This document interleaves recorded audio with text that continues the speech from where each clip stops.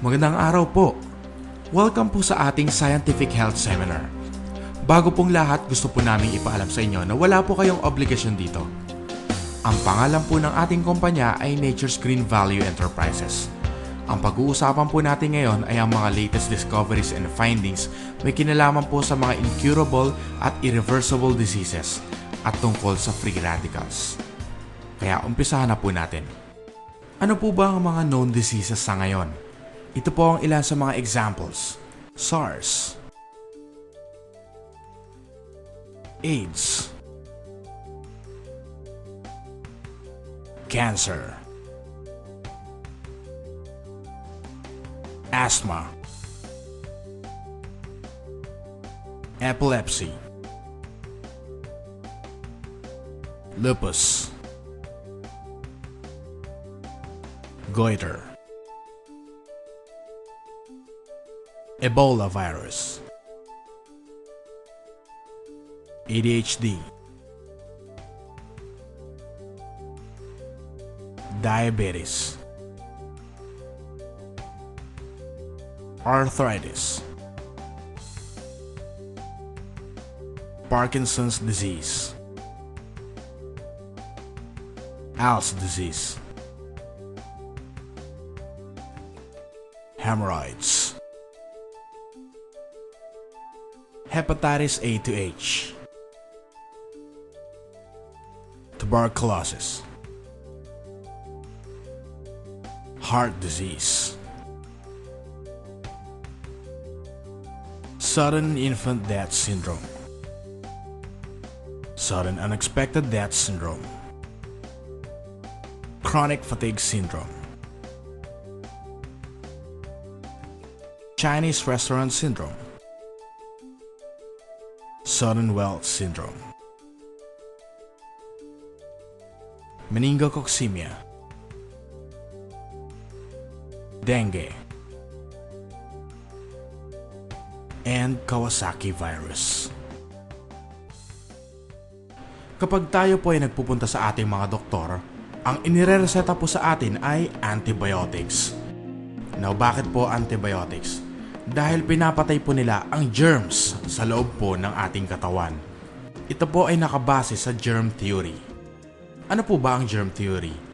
Ito po ang paniniwala na 100% of all diseases ay said to be caused by germs. Ang mga example po ng germs ay bacteria, virus, fungus, at parasite. Para malaman po natin na ang sakit ay galing sa germs, kailangan po ito ay maging contagious, transferable, at communicable. Ayon po sa latest scientific research, 10% lang po ng lahat ng sakit ang galing sa germs at 90% naman po ang galing sa free radicals. Ngunit mas bagong research po ay 100% na po ng lahat ng sakit ay galing sa free radicals. Ano po ba ang free radicals? Ito po ang scientific meaning. Sila po ang mga extremely reactive and unstable chemical species having unpaired electron that reacts with body molecules. Nanggaling po sila sa mga internal at external sources. Ayon naman po sa layman's term or simpleng pakahuluganan, sila po ang toxic chemicals na produce ng ating katawan during the process of metabolism, microbial killing, and biochemical reaction. Sa simpleng salita, sila po ang chemical terrorist sa loob po ng ating katawan that cause cell damage and leads to such diseases as cancer, diabetes, asthma, and the like.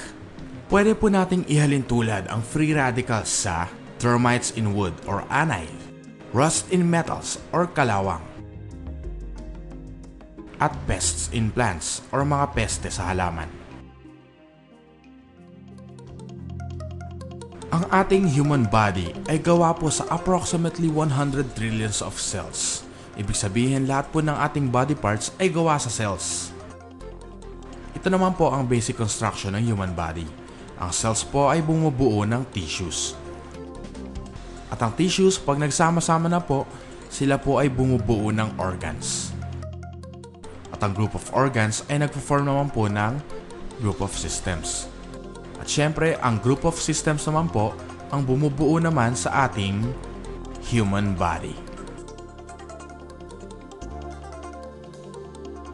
Ang free radicals po or toxic chemicals, pag pumasok po sila sa ating katawan, sinisira po nila at dinadamage ang ating mga cells.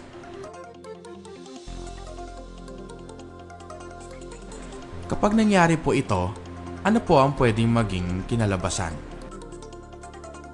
Siyempre, ang cells, magpo-form naman po ng mga damaged na tissues. Siyempre, ang mga damaged tissues, pag nagsama-sama, magpo-form naman sila ng mga damaged organs. At ang mga damaged organs, pag nagsama-sama, siyempre, ang magpo-form nila ay damaged systems. At dito na po lalabas ang ating mga sakit. Well, saan po ba natin makukuha ang mga free radicals? Ito po ang mga outside factors. Pollution, smoking, alcohol, drugs, radiation, preservatives, pesticides, and stress. So ngayon, ang level po ng free radical sa ating katawan ay lubhang mataas. Ano po ang ibig sabihin nito? Tayo pong lahat ay maaaring magkasakit. Lahat po ng klaseng sakit. Kaya ano naman po ang pag-asa natin laban sa mga ito? Introducing the systemic enzyme therapy. Ang ginagawa po ng enzymes sa loob ng ating katawan ay taga-tunaw at taga-neutralize ng free radicals. Ito po ay i-convert nila sa H2O o tubig at ilalabas naman po sa pamamagitan ng urination, perspiration at stool. Pero ano po ba ang enzyme? Sila po ang protein carriers charged with energy at sila po ay nag-act as catalyst. Ang catalyst po ay nagpapabilis ng chemical reaction sa ating katawan. Saan po ba tayo makakuha ng enzyme? Dito lang po sa mga raw fruits and vegetables. Kailangan po ang mga ito ay hindi po niluto at hindi rin po hinog.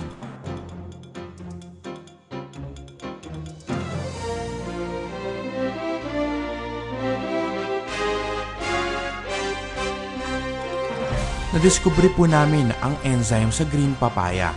Ang tawag po dito ay papain. Tinatawag din po itong magic enzyme dahil nakakagaling po ito ng mga unknown diseases. Ang pineapple naman po ay meron naman pong bromelain. Ang ginagawa po niya, nililinis po niya ang veins at arteries sa ating katawan at nagsaserve as anti-inflammatory.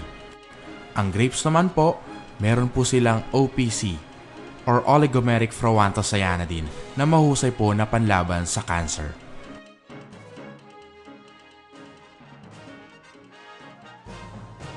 Ipinakikilala po namin sa inyo ang Bioenzyme Plus.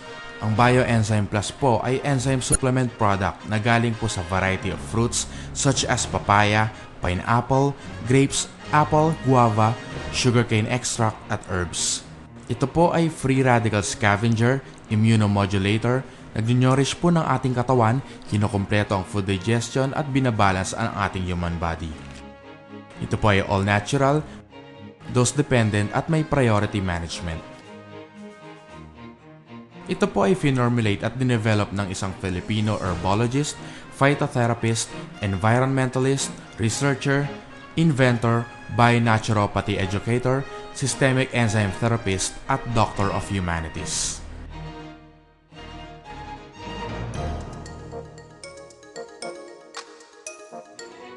Maraming salamat po sa panonood ng ating Scientific Health Seminar.